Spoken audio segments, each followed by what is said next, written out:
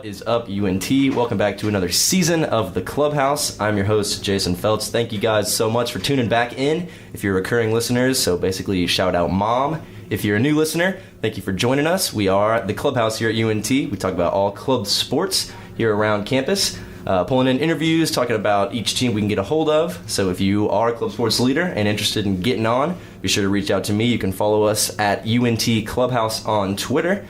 And let's go ahead and get right into it. We'll go ahead and shoot around the Clubhouse. Tons of action to talk about here as we are finally in October. Pretty much full swing for every fall sport.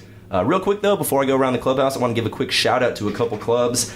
Shout out UNT Dodgeball, Fencing, and Archery. Those guys this past couple weeks have allowed the Club Sports Executive Board, which I'm a member of, allowed the 5 of us to come out to a couple practices and check out a few new sports. We're kind of taking initiative and seeing every club sport around the university. So shout out to those guys.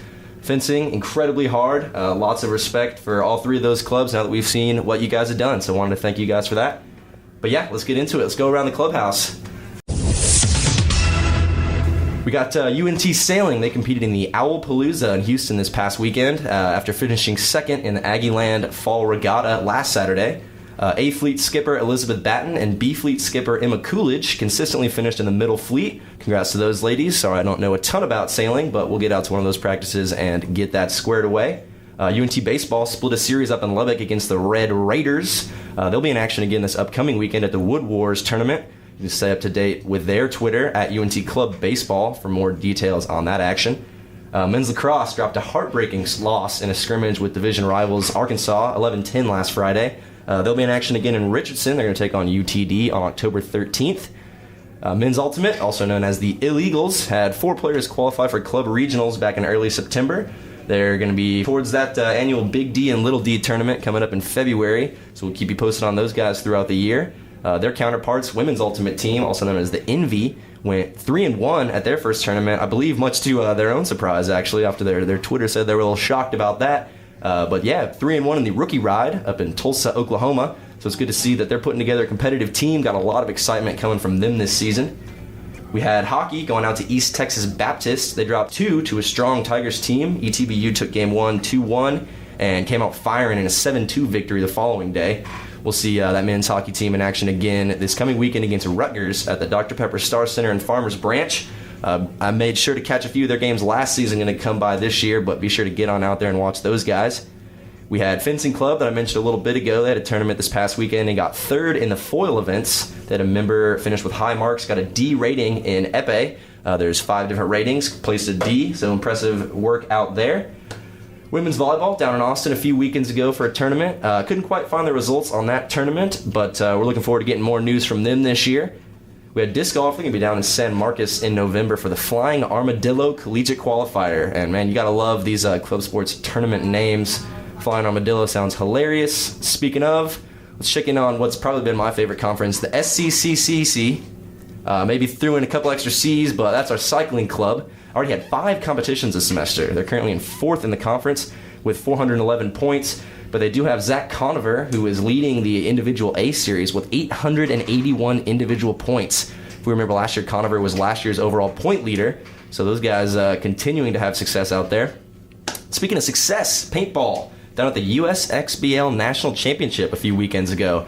Took first place in the 4th division, which, I mean, correct me if I'm wrong, but sounds like we've already got our first national champion club team this season. Huge congrats to those guys, what they've been able to accomplish and get together over there. Speaking of champions, defending conference champion men's soccer team, who they were recently promoted to the Premier Texas League thanks to their conference championship last season.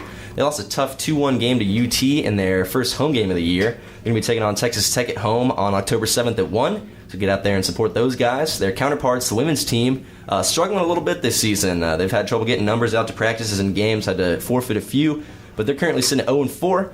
However, if you're listening to this and interested in joining the women's club program, be sure to get in touch with them via their Facebook page at UNT Women's Soccer Club. We had tennis out in Arlington this past weekend for their first tournament. They're going to be out in Beaumont for another tournament this upcoming weekend, so get down there safely. We'll get more updates from them throughout the season. Last couple, women's rugby absolutely rolled their opening weekend this past weekend, beating OU 46-28 on Saturday and Abilene Christian 60-15 on Sunday. Huge victories. Be sure to catch them this season. They're going to be out doing impressive things. And lastly, speaking of rugby and speaking of blowouts, we had men's rugby win their season opener as well by a final of 64-12. We're going to see them again against ASU this coming weekend at 2. And we're actually lucky enough to be joined by Nathan Longren from the club rugby team. Nathan, first of all, welcome to the Clubhouse. Let's go ahead and talk about that opening weekend. So kind of last season, we know you guys had a lot of success. What was sort of the vibe coming into game one this year? We wanted to come out and just build off of our success. We had a lot of new players, a lot of good freshmen coming in that have experience. And we knew Tarleton was a new club. They were established in 2015, but they've won a lot of ball games since then. They haven't lost very much, so we knew if we go out there and jump on them right away, we could put some pressure on them and figure they'd probably fold under it because they're not used to playing. They have more size than us, and so but we're pretty used to that. So we knew if we just get the ball out to our backs, we could beat them with the skill set rather than trying to play their game of big boy rugby, play a little bit faster paced, get the ball out wide and find the hole and exploit it. Yeah, absolutely. So what's kind of the makeup of the team this year? Obviously, you guys were independents last year. Mm-hmm. We harped on it a lot in the past episodes.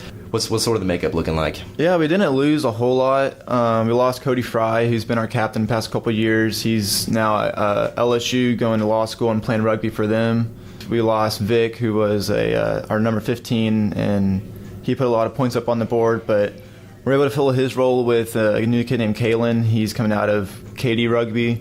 Went to the U20 camp in Phoenix last year, so brought in some good young talent with him, and brought in some big boys up front with Jackson. He played down in Keller at Timber Creek, and he doesn't start, but he comes in off the bench and definitely has a big impact on defense with some big hits. Kind of talk about rugby, a fairly niche sport, not something you see a lot on television or really around. How hard is it for you guys to kind of recruit and bring players into a school like North Texas, which is we're kind of trying to shake that commuter school, but it's still a little tough to get kids up here, especially for something like rugby? I mean, it's been hard the last few years. We try to get freshmen coming in that played high school football or any other sport. We have a lot of kids that have played no sports at all, and they start out their freshman year playing rugby.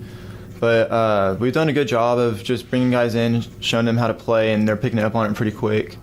And we are getting helped out with the growth of the high school level of rugby, and especially in DFW, it's a little bit easier to reach those kids. Mm-hmm. And we even have guys that have come here to play rugby, which is pretty cool.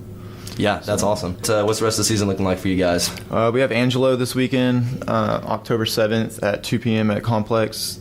They were the champions of this conference we just joined, so it's going to be a good one. See where we match up with the team that's the reigning champions.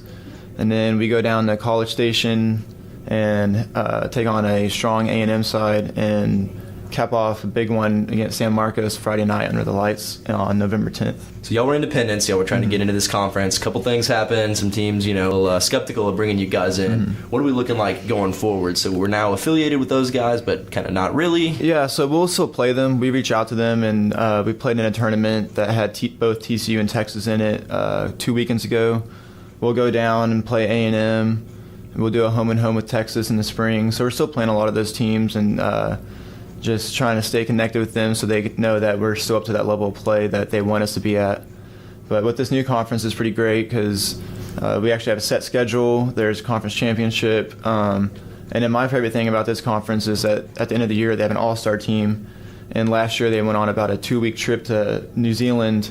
Oh, wow. And played a few games there. And this year, they're looking at most likely the Bahamas for a week. So it'd be pretty cool to have a couple of UNT players playing on that. Dang, there you go. Make a prediction for us. Where's our season ending? We're lifting a trophy, or where are we finishing up? I think we'll win the conference and then see where nationals goes, both 15s and 7s. So. Awesome. Good deal. Well, Nathan Longren, thanks so much for joining us. Yeah, thanks for having me. Yeah, absolutely. And that's been it. That's everything we had today for the Clubhouse. Be sure to tune in every Monday. We'll be sure to be releasing episodes on our YouTube as well as on our Twitter at UNT Clubhouse. Thanks for joining us. Have a great week.